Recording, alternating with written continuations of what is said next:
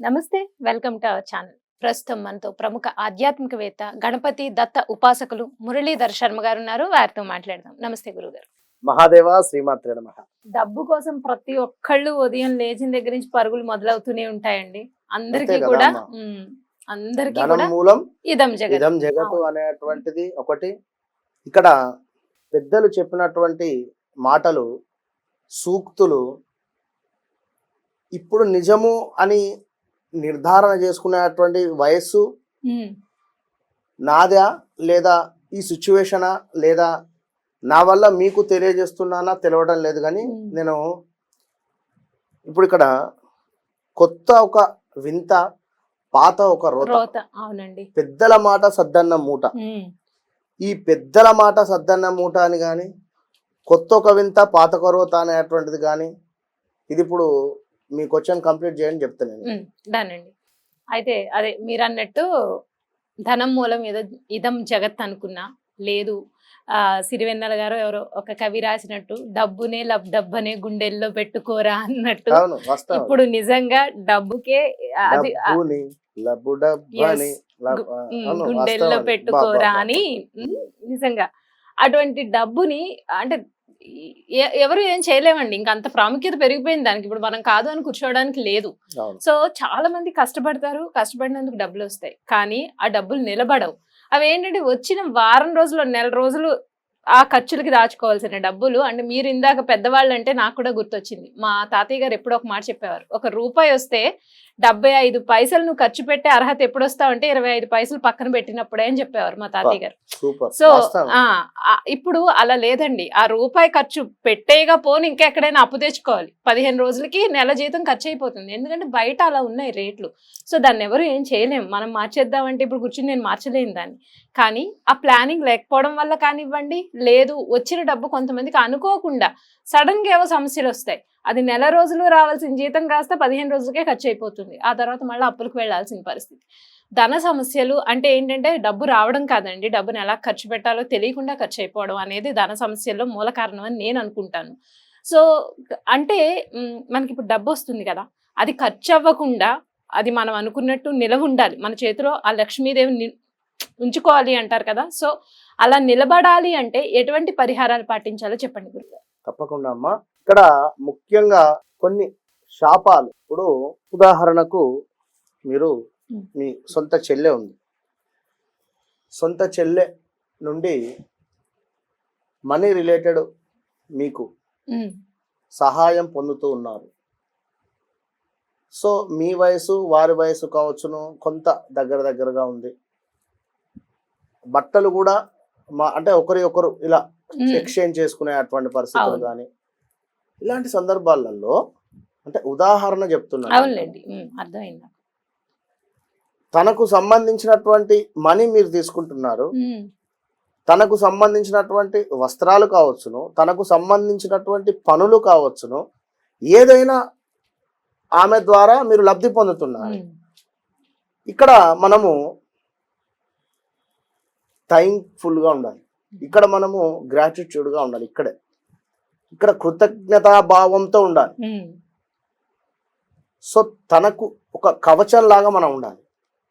అంతేగాని తను ఏదో కష్టంలో ఉంది అంటే లైట్ తీసుకునడం, మీరు పోనీ నేను వేరే పని మీద ఉన్నా, బిజీగా ఉన్నా, మళ్ళీ చేస్తా, అవాయిడ్ చేయద్దు. ఉదాహరణ మీకు చెప్పిన, నేను నా కింద ఒకరు పని చేస్తున్నాను. సో తను ఎప్పటికప్పుడు కారును నీట్గా పెడతాడు అనుకుందాం. ఉదాహరణ,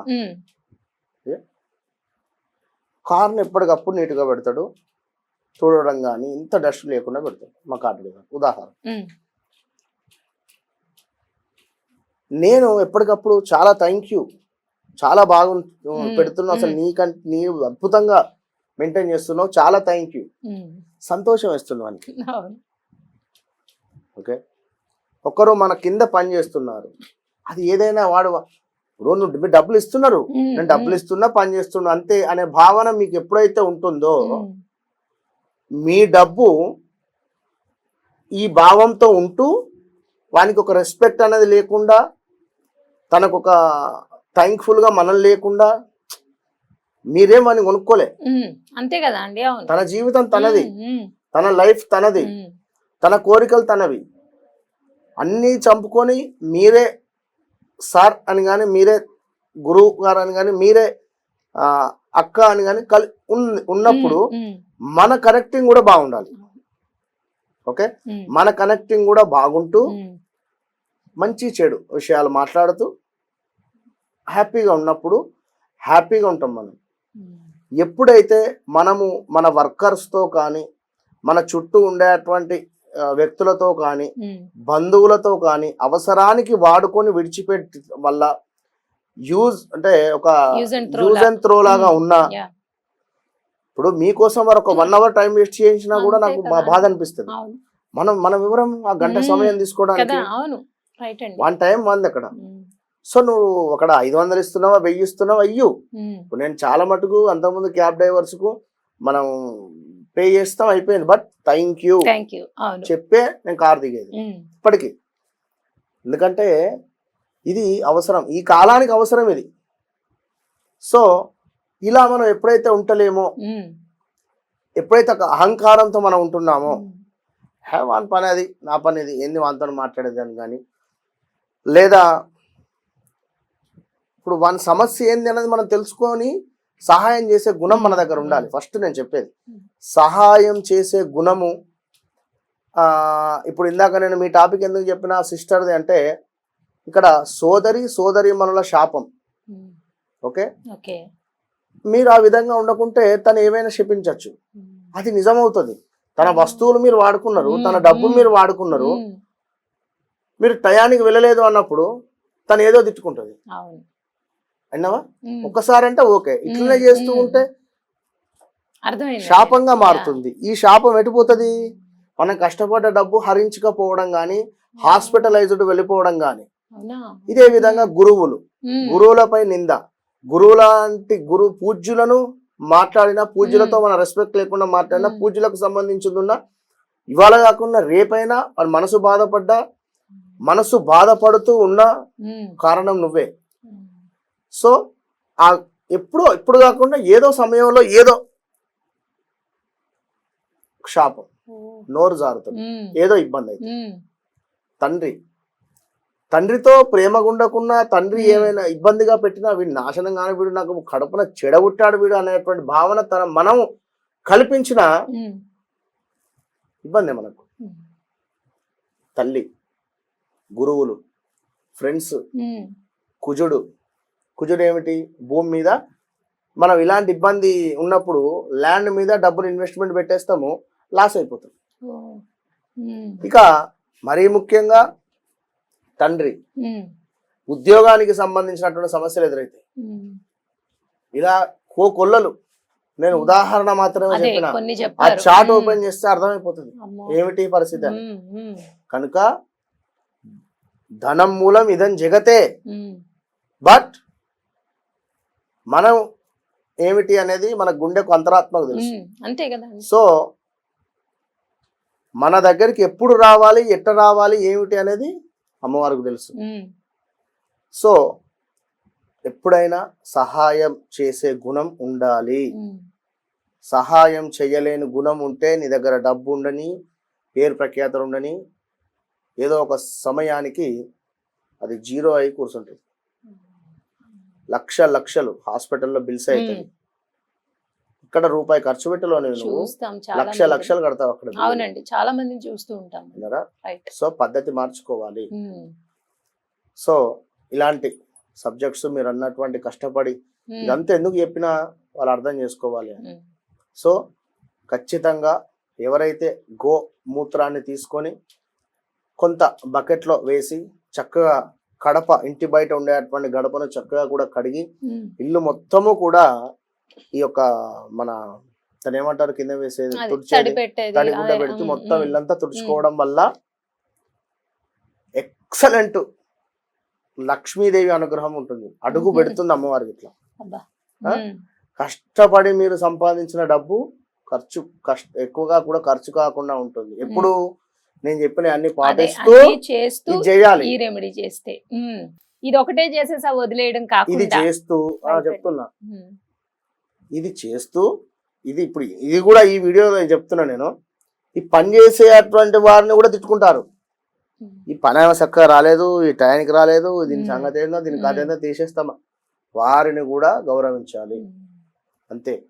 మీరు డబ్బులు ఇస్తున్నారు కావచ్చును, ఉమ్, ఆ వ్యక్తిని అయితే మీరు కొనుక్కోలేదు, గుర్తుంచుకోండి, మరలా చెప్తున్నా. ఉమ్, సో ఒక నిమ్మకాయ 7 ఎండుమిరపకాయలను తీసుకొని చక్కగా కూడా నిమ్మకాయను ఈ యొక్క ఎండుమిర్చిలను చక్కగా ఒక క్లాత్లో పెట్టి మొత్తం ఒక మనకు ఈ యొక్క సూదితో కానీ దేంతో అయినా కూడా మొత్తం చీర్చేసి ఇది మొత్తము కూడా మిరపకాయలను ఈ యొక్క నిమ్మకాయను ఉమ్, ఎవరు తొక్కని ప్రదేశంలో కానీ మూడు కూడళ్లలో కానీ లేదా చౌరస్తా వద్దనైనా కూడా దీన్ని పెట్టడం వల్ల అద్భుతమైనటువంటి ఫలితం ఉంటుంది. ఓకే. ఇక మరొక ఎక్సలెంట్ విషయం ఏమిటయ్యా అంటే, ఓం రుణద్రోహ భయముక్తాయ నమః, ఉమ్, ఓం రుణద్రోహ భయముక్తాయ నమః, ఓం రుణద్రోహ భయముక్తాయ నమః, ఓం రుణద్రోహ భయముక్తాయ నమః. ఉమ్, ఇది జపించడం వల్ల ఈ మంత్రం మనకు రావాల్సిన ధనము కానీ బ్లాకేజెస్ కానీ ఉమ్, రిలీజ్ అయిపోతాయి. మినిమం 108 నుండి 1000 సార్లు చదవండి, 1008 సార్లు. ఉమ్, దీని తర్వాత చపాతి, ఉమ్, గోధుమ పిండితో చేసినటువంటి చపాతి, అందులో కొంత బెల్లం కలిపినటువంటి చపాతీని ఉమ్, ఒక 5 చపాతీలు చక్కగా కూడా బుధవారం రోజు మీరు లేదా ఆదివారం రోజు, సోమవారం రోజు, ఇట్లా ఈ 3 రోజులలో మంగళవారం అయినా పర్వాలేదు, ఈ 5 చపాతీలు కూడా చేసి పేదవారికి దానంగా ఇచ్చే ప్రయత్నం చేయండి. ఓకే. లేదు అనుకుంటే ఎక్కడైనా ఉమ్, ఆవుకు చెప్పండి, ఆవుకు ముందే వెళ్ళి చపాతీ పెట్టేసి చేతులు కడుక్కొని రాకుండా ఉమ్, 2 నిమిషాలు దాని దగ్గర కూర్చొని కాస్త మచ్చిక చేసుకుంటూ, తల్లి పరిస్థితి ఇది, నాకు పలానా వ్యక్తి నుండి డబ్బులు రావాలి, లేదా నాకు పలానా అప్పు ఉంది చెప్పి ఉమ్. ఇదిగో ఈ చపాతీ తిను అని చెప్పి ఫాలో అయితే కనుక, ఎందుకంటే రిజల్ట్ వస్తాయని ప్రతి ఒక్కళ్ళు చెప్తూనే ఉంటారు మీ 100%. రెమెడీస్ కి. సో కాబట్టి ఎక్కువ ఖర్చులు అవుతున్నాయి అనుకున్న వాళ్ళు ఇటువంటి పరిహారాలు పాటిస్తే రిజల్ట్ ఉంటుంది. ధన్యవాదాలు. మహాదేవ్.